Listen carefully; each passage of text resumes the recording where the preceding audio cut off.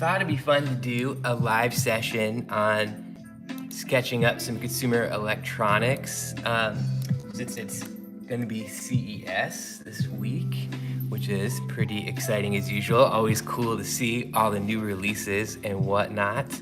Let me get set up here. Hold on one second. All right, so cool. If you have any questions as I go along with this, feel free to let me know in the chat and I'll try to get to them. CES, always a crazy time for a long time. Some of you might know that I was chief design officer of a consumer electronics company called Sound United.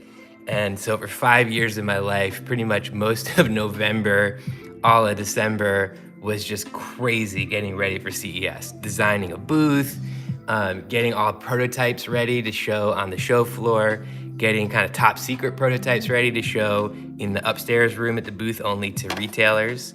But for the last 5 years, I've been a consultant, so I've had to work on some of that stuff on the side for clients, but I haven't been involved in the craziness, which has been nice. So let's get into it. I'm gonna be sketching just with some markers and ballpoint, actually using this ballpoint pen from my friend Phil Padilla. You can see actually his name on this pen, which is kind of cool. And I thought we'd start off with cell phones, with smartphones. I think, hey Hector, I see you in the chat. What's up, buddy? I've talked to people about smartphones in the past. I've designed a whole bunch of smartphones. None that have come to production, but I've worked on 5 or 6 big programs for Motorola and Intel and a few other companies. And of course, the front of the smartphone is pretty much a brick, right? It's a black rectangle. Everybody's like, what can we do? It's an iPhone, right?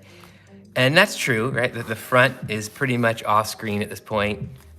You have a very minimal bezel, a very minimal frame, a couple buttons. But conversely, the back of the phone, right? The back of the phone is basically a blank canvas. As long as you have the right aspect ratio and it's a rectangle, you could do anything you want. And it's one of the reasons I love seeing what Google has been doing with their phones lately. I think it's, the Pixel 6? I can't remember. But, it's so awesome to see that they're doing this very bold graphical take on the smartphone. Yeah, of course, it's still a rectangle. It's gonna be a rectangle. But they said, hey, we could at least make this crazy iconic graphic here, right? Where you're like, hey, I know at a glance that's not an iPhone, right? Because an iPhone has this for a graphic, right? So it's got the square raised area with the lenses.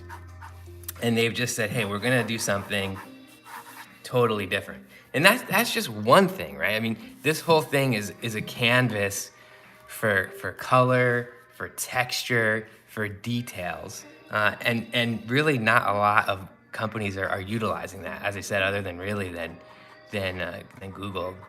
My friend Alberto Villarreal over there, just he and his team doing a great job with a lot of their phones, really interesting and playful, even though they're so simple. So let's do some ideation here on what could be going on in the background. So I'm just gonna start by, sometimes when I do kind of a set of concepts like this, I'll just set up a page where I can sketch a few concepts. So I'm gonna get 3 concepts onto this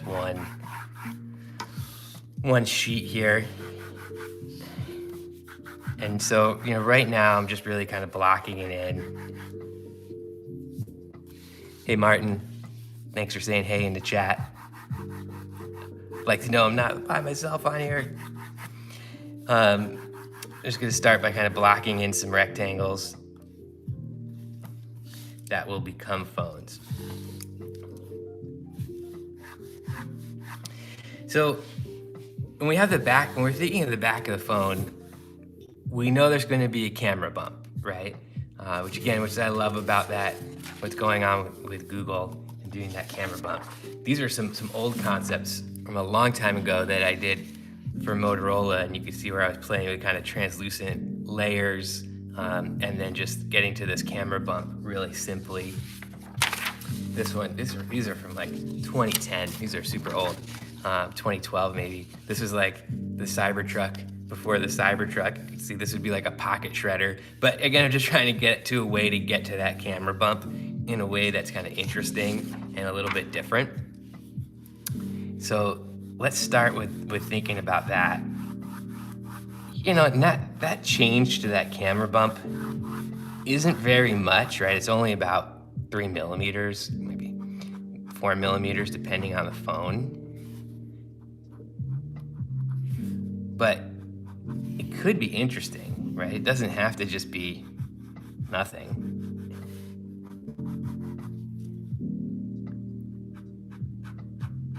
Kind of riffing off of what Google is doing a little bit there, but instead of just making it this discrete bump, letting it be kind of this sloped, this sloped area, that could be interesting.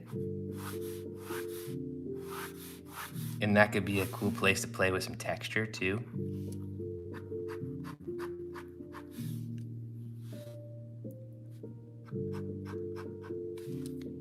Yeah, and I think if we got this kind of these radius corners, you kind of get this, everything kind of leading into itself with this kind of sweeping gesture. I think that could be pretty cool.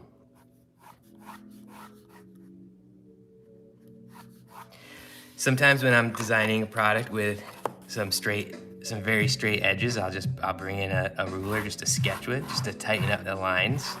My trusty Morocco's Modern World ruler, just so I could get that nice, tight, straight line there. I'm not gonna do it on these lines because I want them to be subtle curves.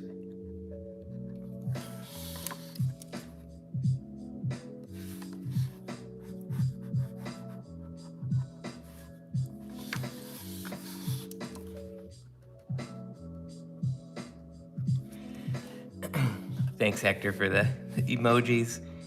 I have to say, I don't know if any of you have been to CES. Let me know in the chat if any of you have been to CES. I have been a bunch of times, and not for the last 2 years are the only years I haven't gone in a long time, just because of COVID. And I hate to say it, if there's any CES organizers watching, sorry, but I love not going. It's fun the first few years, but Vegas is just nuts. You can kind of see everything you want to see on The Verge and other places at this point. It's like everybody's crowding into a booth to see a new smartphone. Okay, kind of liking where this is going as one concept. And then maybe we've got some lenses here. I'm gonna put kind of one little window slightly asymmetrically to a few lenses.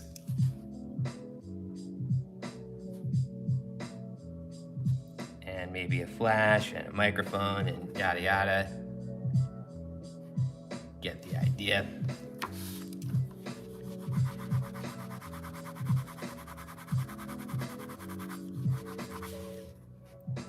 And maybe we just have a little button on the side here.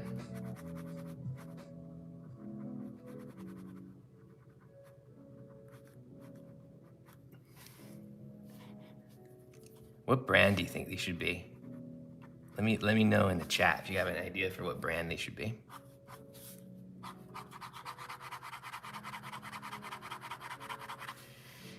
I'll throw a little bit of marker on that in a little bit, but let's start working on the next one here. Maybe we'll do something a little bolder. So again, I know we got to get up to that camera bump, right? So we need a plateau for the camera.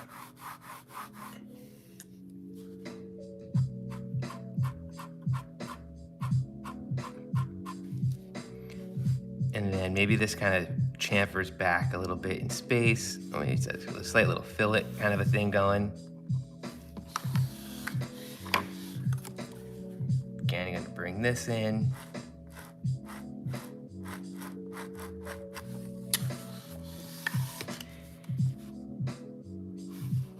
Let that be sharp. I think if we make it just a very subtle, you know, that could be a sharp form, but if it's all kind of chamfering or filleting up to it, like a chamfer and then a fillet, it won't feel sharp. It'll feel kind of subtle.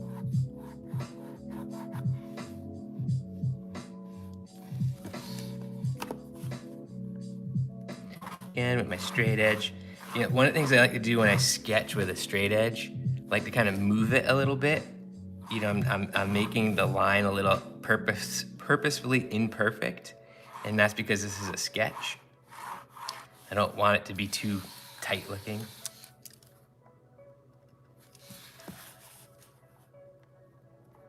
I'll get kind of a flat bottom on this one. And then maybe this would be a little asymmetrical, right? Like, so this kind of is filleting over, but then maybe this over here is kind of rounding around. Yeah, like that. And then the little window for the lenses kind of comes around there like that.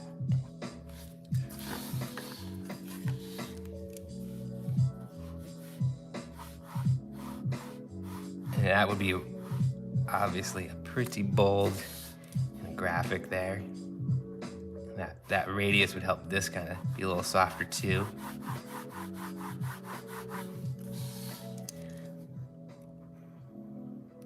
And we have lots of room for lenses and flash with that design.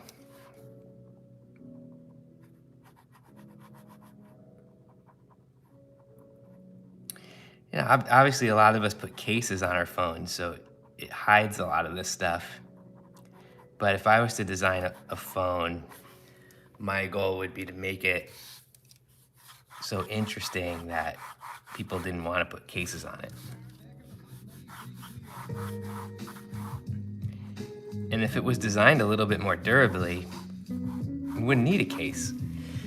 The weird thing is I feel like these companies try so hard to make the phone as thin as possible, and then you gotta slap a case. It's so thin, it's fragile, and then you gotta slap a case on it that's gonna add 3, 4, 5 millimeters to it anyway. Like, just make the phone 5 millimeters thicker and make it an actual durable thing that can go in my pocket.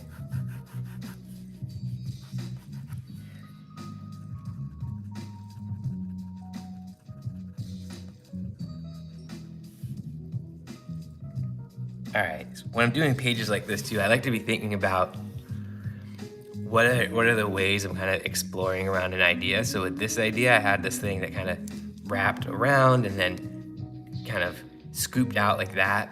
With this one, we have this very diagonal kind of motif and then scoops out this way. So one thing I haven't done is make it wrap from front to back. So let's do that. So again, we have the camera bump.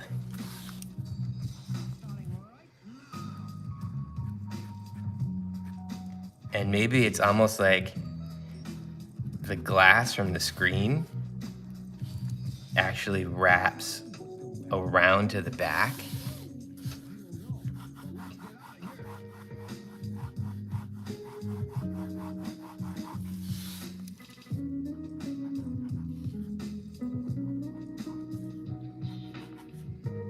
And then that kind of comes back in space a little bit.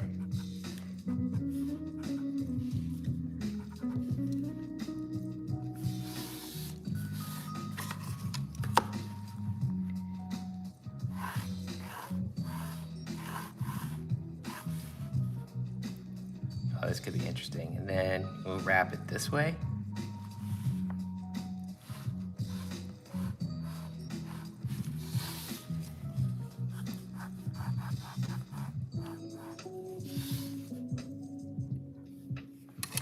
again, just trying to find some ways to make this graphically differentiated. Like thinking of someone like holding their phone, taking a selfie, and like that back facing everybody else, and what are some ways that could differentiate it from everything else out there on the market?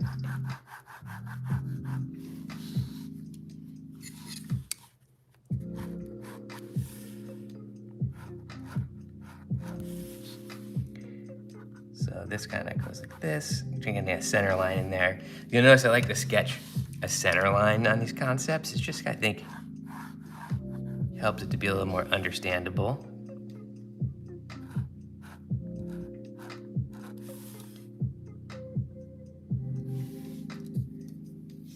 Cool. Yeah, I think that's 3 pretty good, just real initial concepts loosely sketched in here. But let's add a little marker on these so they come to life a little bit more. So first thing I'm going to do is start with cool gray marker here. Squeeze the noise as I go through the marker bin. So you've got 30%, 20%. That's what I'm looking for. So I'm just going to start putting some 20% gray on here. So I can read the form. With this concept, this radius to me is kind of the most important thing. So showing that off. I'm always letting my marker kind of flow with the direction of the form, right? The form is kind of banding around this way. So letting my marker kind of do that work for me, telling the story, right? And then as the form wraps up this way, it's the banding around that way. So I'm gonna use the marker that way.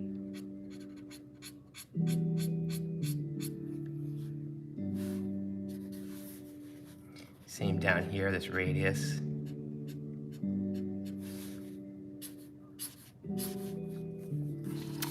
And then here we have this scallop, right? And so this underside bit is going to be a bit in shadow.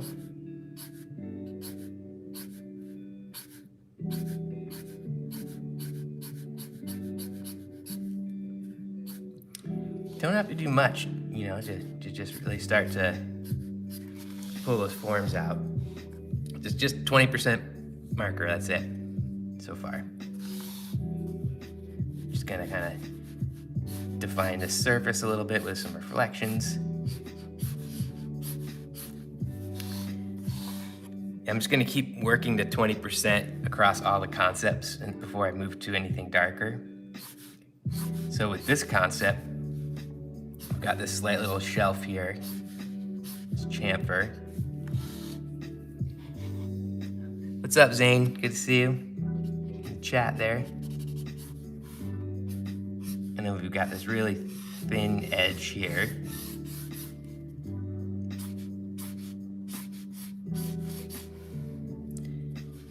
Okay, I'm just gonna throw a little bit of reflections there to define that surface. Moving over to the third concept. Again, this shelf here.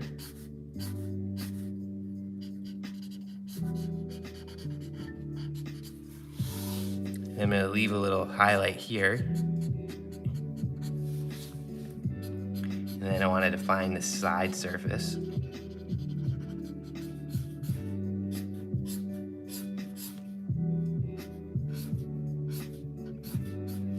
Keeping it loose, you know, don't have to be too tight.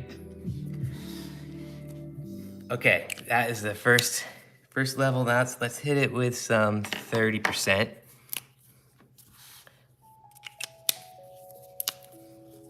Just help kind of define some of these dark areas.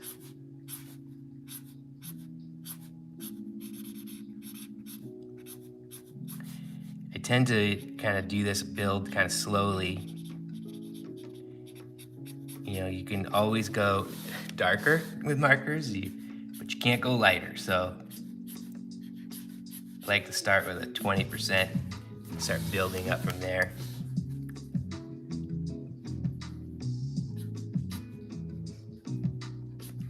Again, I see a bunch of you are watching. If you have any questions, feel free to throw them in the chat, try to get to them as it go along here.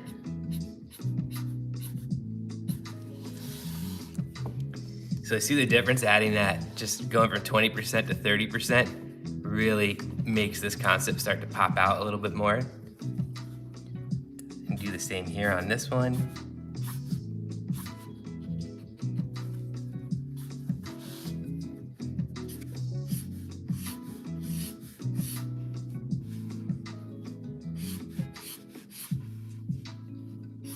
Darken that side down a little bit more, differentiate it.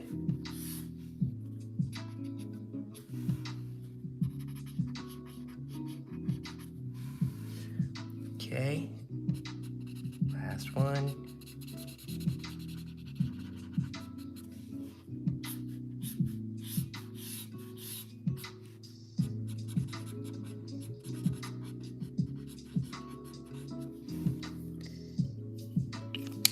Okay, now I'm gonna come in, going one number darker, just a little bit of 40.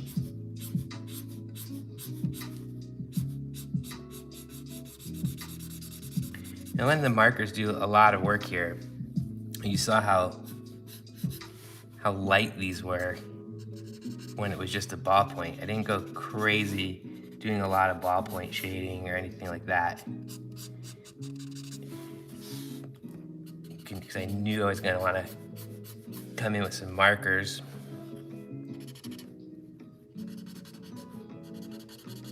And I'll probably add a little bit of line work towards the end here. Okay, come up to 50.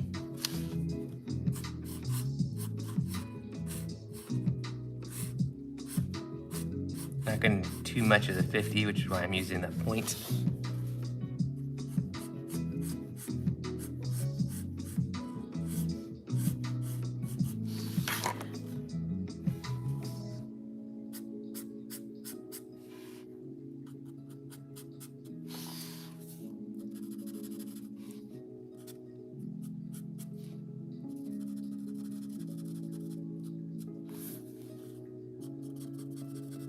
Just little touches of the 50.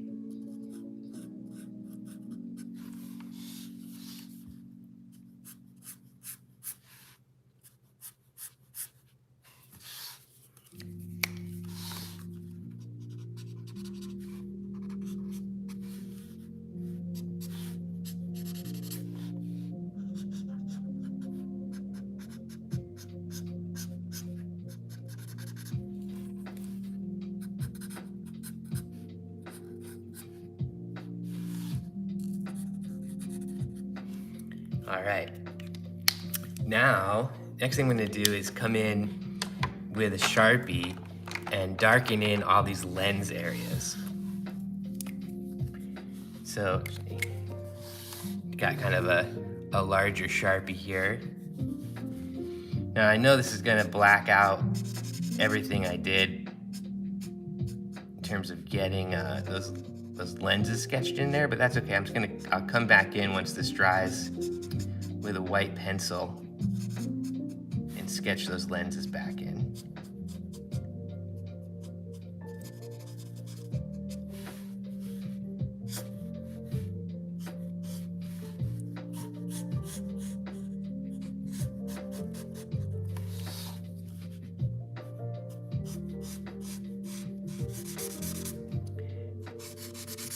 This is where the concepts really start to take shape.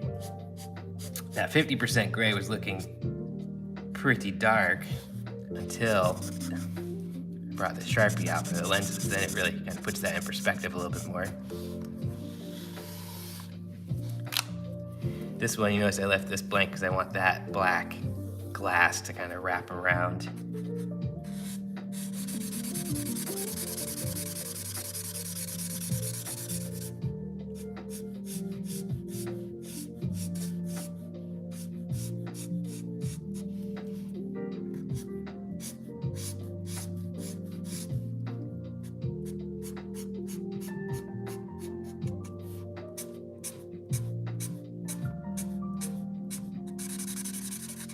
You know, I think the other thing I see people Yeah, I see people do stuff like this with their markers.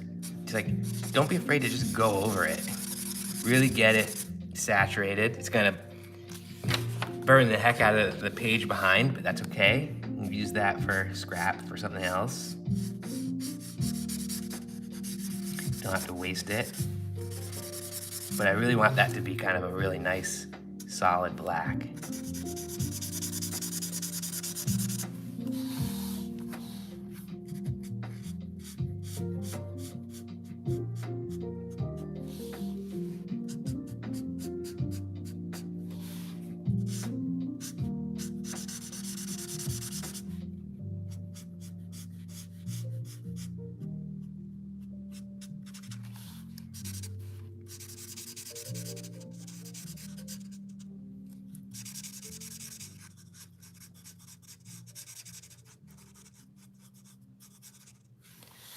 Okay.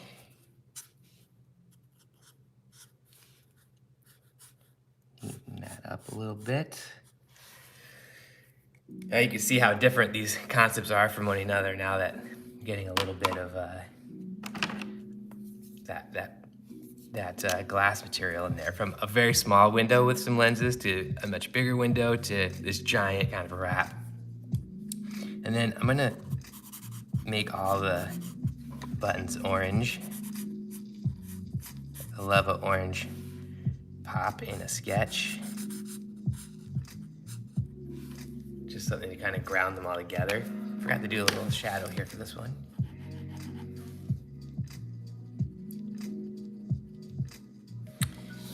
Okay, come back in. My Sharpie bled just a little bit. I'm not happy with this window. Maybe this one should wrap around too. Just kind of run off the edge.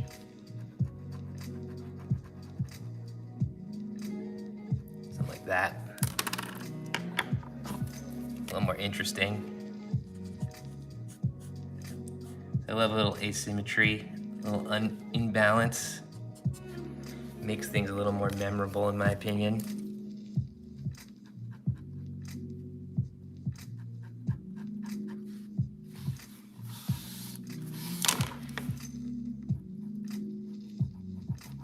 So now kind of coming in here, darkening up some of these details.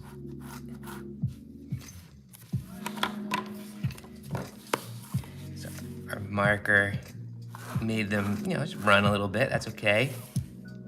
Come back in, tighten them back down.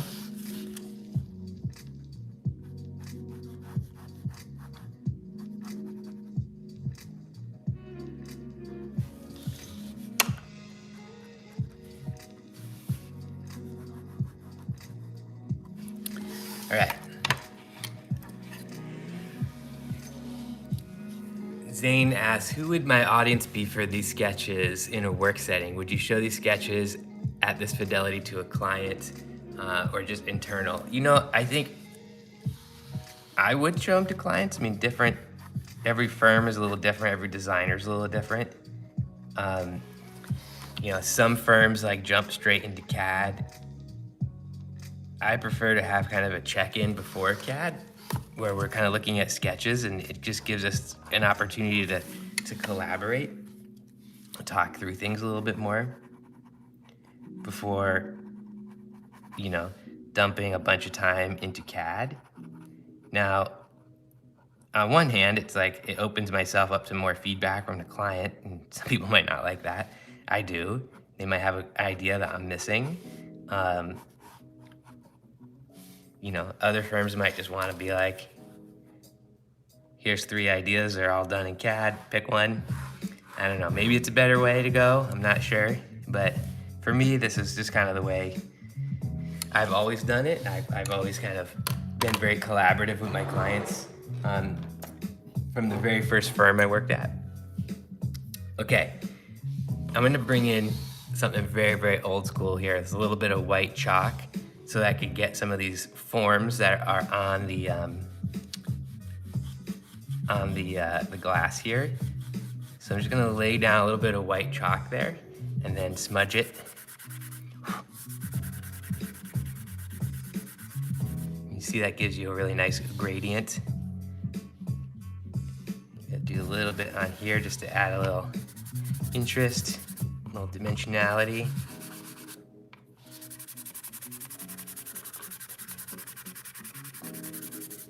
And then check this out, we will erase some of that back out. These bad boys, grade school.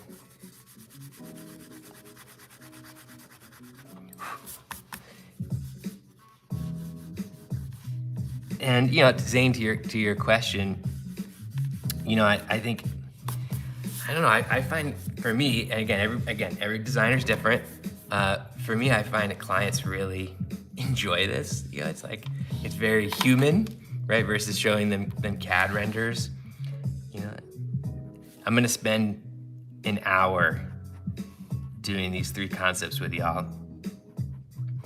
And I could show them to the client and get maybe a little bit more of an emotional reaction out of them, because it's a hand sketch that has a little bit of interest to it. Versus, if I did these in CAD, I could probably crank out all 3 of these concepts in CAD maybe in a day. But now I spent 8-10 hours versus 1 hour. And so, I find this a little more efficient for my process. Again, this is just me. Not to hate on anybody. If you like to do it a different way, that's totally fine. At the end, it's one of the things I love about design. There's kind of no right or wrong way to do it. All that matters is, like, did you get there? Did you get to a result that people feel good about?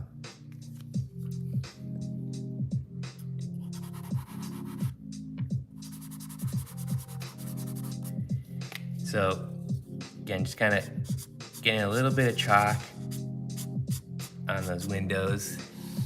Yeah, no problem, Zane.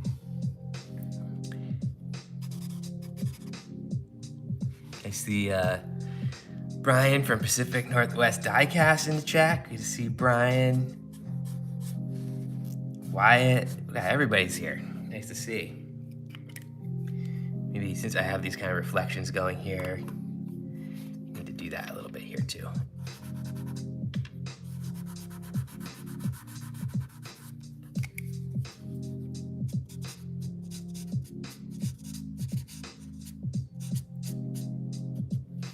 See how I built this illusion of materiality with just a few markers, right? Okay, I'm gonna get those lenses back in here. Excuse me while I hit the pencil sharpener.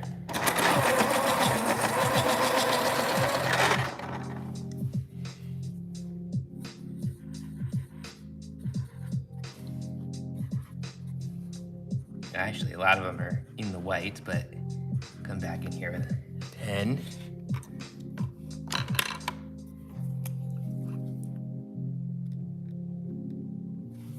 Might need a Sharpie on that.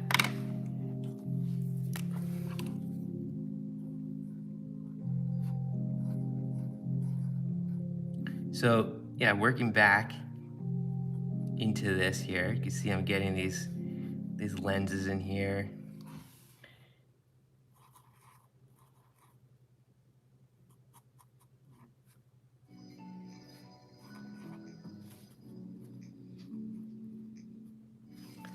Flashes, all that kind of stuff. Let's see. I want to get a little flash in some of these here too.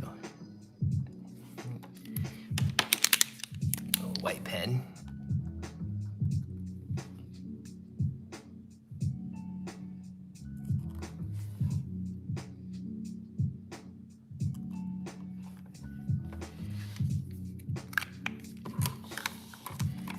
A little bit stronger of a highlight here.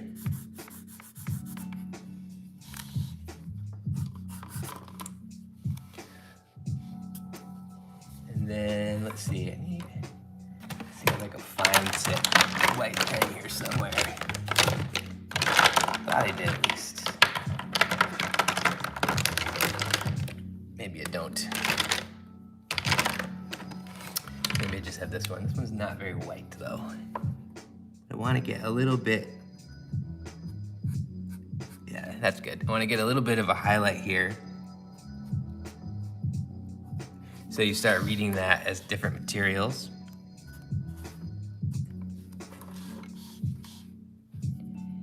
All these little tiny details really help make it pop. These are all things that, you know, you'd get in a rendering. But again, you have to like build these out in CAD. Like at least an hour for each one to build out in CAD at least. And then set up all your lights and materiality. And that's just to get some quick feedback from the client, right? But here I can do this in an hour, put a bunch of call outs on it, set up a Zoom with the client, and we kind of talk it through, see what they think.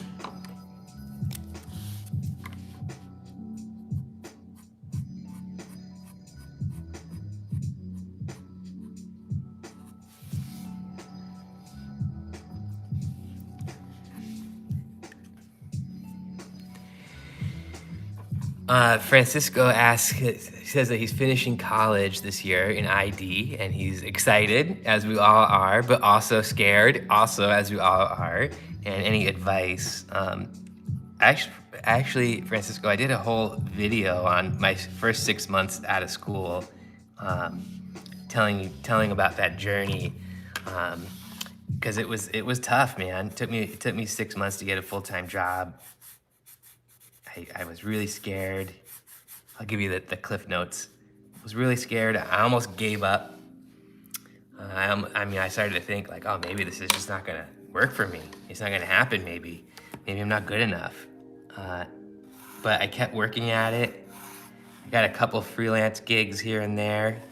I kept working on my portfolio, and you know, every week I would send out new kind of portfolio teasers, and 6 months later I started to get callbacks, and I got a job. I started getting job interviews. Finally got my first job, and so it all worked out. But I had to stick to it. You know, it seems simple now, but it was pretty terrifying at the time. But my point being, you know, some people are lucky enough to get a job right out of school. I hope that's the case for you. They get a job quickly. But if not, you know, sometimes it's just not the right time. You know, like sometimes maybe companies aren't hiring at that moment. Maybe your work your portfolio isn't showing your capabilities quite well enough. So keep working at it. If this is what you love, if this is what you feel like you're meant to do, you know, don't give up on it. Tighten up these little surrounds on these buttons.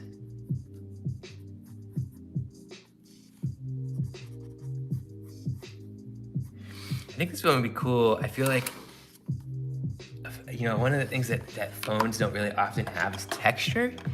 And I think of like a watch or something. Like think of like this part on the watch is called the crown. And it always has like great knurled textures on it, right? Because you touch it and it's grippy. And it always frustrates me that phones are not grippy, they're slippery. But it's this thing that's supposed to kind of, you know, come in and out of your pocket and, you know, be used all day. So I think it'd be cool maybe if this concept had some texture. Maybe it's just some texture kind of running up the sides, because that's where you hold it. Or maybe on this one, I think I'll do the back. Maybe on this one, I'll do the side. So this is a little piece of fabric I usually use to kind of show mesh on like sneakers and bags and things, but also use it to show like a knurled texture on things like watches or metal things. So what I'm gonna do is I'm gonna put that underneath my sketch, and then we get a pencil. Let me find a pencil here first. And you get a pencil and kind of basically rub the texture with the side of the pencil. I can only find a blue pencil. We'll have to do. But I'm just gonna do it lightly. So got this blue pencil here. Again, I put the piece of fabric underneath. I don't want to go too crazy. I just want to show that there's some kind of a grippy texture on this surface.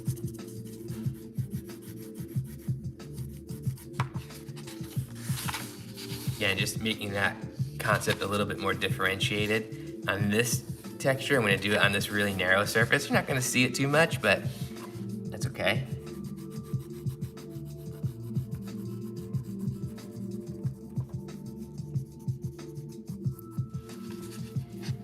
And then since I used a little bit of blue there for that, I'm gonna work a little blue into the sketch, just into the reflections. Let's see if I can get a really light blue here. Hang on a second. I know I got something. Let's see. Brittany blue, that's gonna be too dark. Francisco, thanks, wish me luck. I do wish you luck. I hope it goes easier for you than it did for me, man. Oh yeah, that's good. That's what I'm looking for. So just getting a touch of blue in here. It'll make this look a little bit more metallic.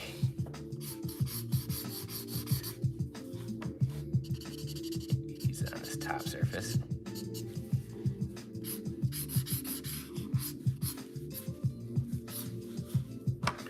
Same here. Just do a little bit there at the top.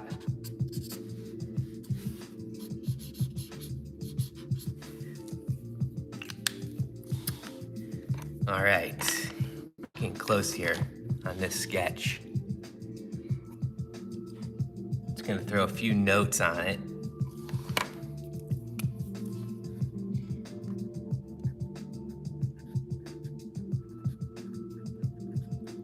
Neural texture.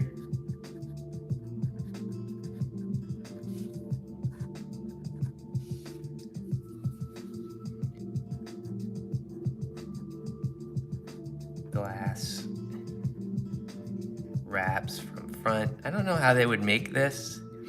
Now maybe they'd have to split this, right? There might be a part line here and here, but it's, you know, maybe it could be extruded out like in a C, and then they just kind of like radius the edges and post machine those.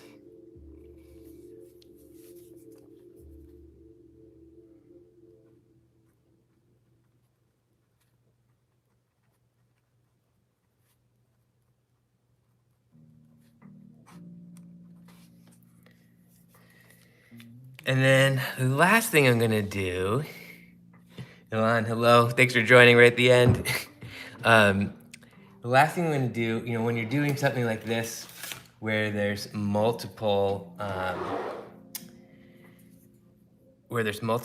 concepts, you know, I'll put a number here so that I could kind of reference it with the client really easily. We could be like, oh, is that concept 1? Is that concept 2?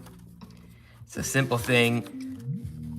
You know, it just makes it easier to talk to. I mean, normally I would do that digitally, right? Like I'd scan this or take a photo of it and then, you know, add some concept numbers.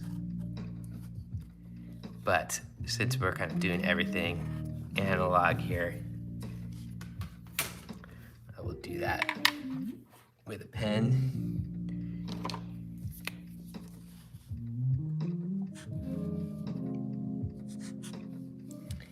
And that way, you know, if you send an image to a client in a presentation or however, and they're like, oh, that's the middle one or the third from the left, it's like, well, okay, let's have 1, 2, 3 so that we know how to reference it. Actually, where'd my little Sharpie pen go?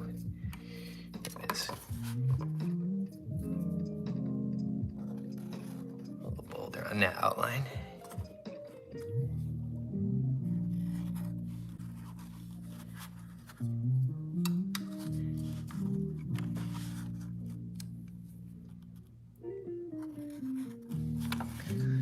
And there we go.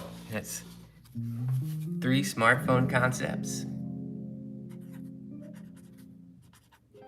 And none of them look like the iPhone.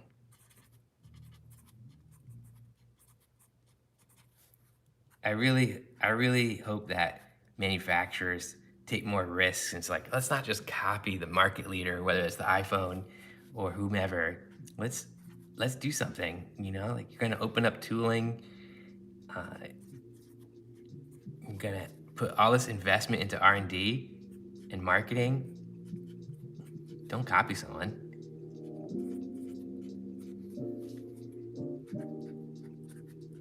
Do something original. Or even if it's derivative, at least something a little different. It goes in a different direction. Not that these are like groundbreaking or anything, but at least they're visibly differentiated from the market leader. I remember when I was a kid, I went to Catholic school, and we all wore uniforms. And then in middle school, I switched to public school, and I noticed everybody had these really cool sneakers, and they were red and white high tops. This was all red, and then they had this like logo on the side, and I didn't know what they were, but I came home and I was like, Mom, and they had wings on them. Remember that? They had wings up over here. And I was like, Mom, I need to get these sneakers. They're red and white with a black logo, and they got wings on them.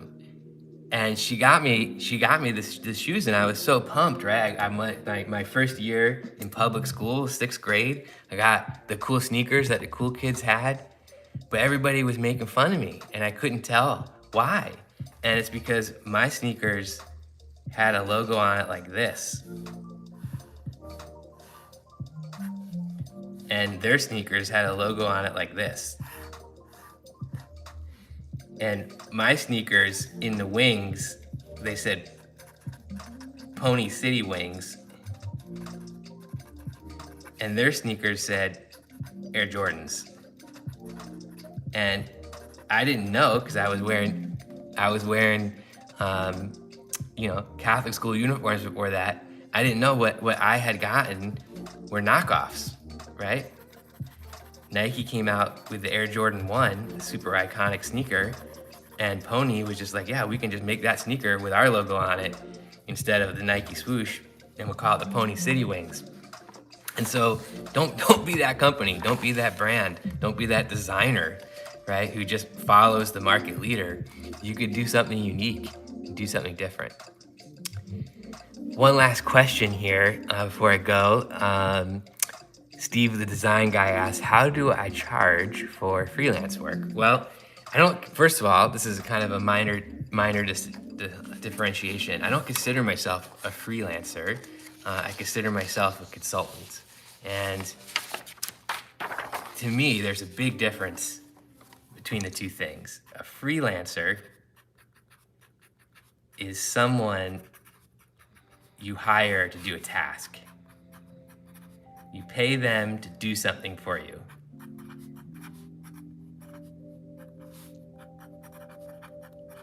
Right? But a consultant, that is someone you hire to be your partner and to tell you what to do.